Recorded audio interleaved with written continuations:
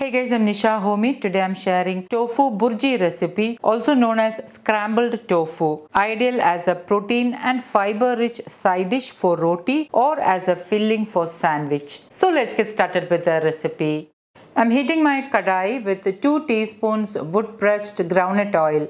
Instead of wood pressed groundnut oil, you can use any locally sourced wood pressed oil of your choice. Once the oil is heated, I'm adding in half teaspoon jeera, also known as cumin seeds, 1 medium sized onion finely chopped, half inch ginger finely chopped, 1 green chilli finely chopped, and saute until the onion starts to turn transparent or light pink in color. Once the onion is transparent, add in half teaspoon turmeric powder, half teaspoon Kashmiri chilli powder, half teaspoon jeera powder, also known as roasted cumin powder, 1 teaspoon coriander powder. Give this all a good mix. Lightly saute the masalas so that the raw flavor is diminished. 1 tomato finely chopped, a splash of water, pink Himalayan salt as needed.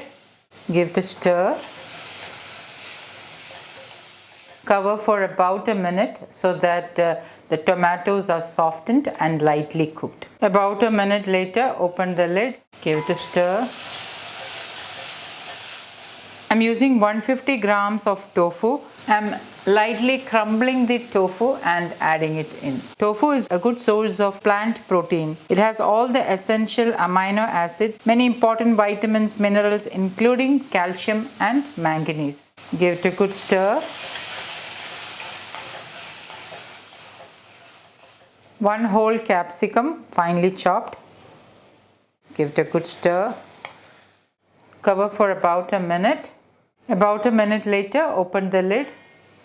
Some finely chopped coriander leaves, half teaspoon freshly ground black pepper powder or as needed. Give it a good stir.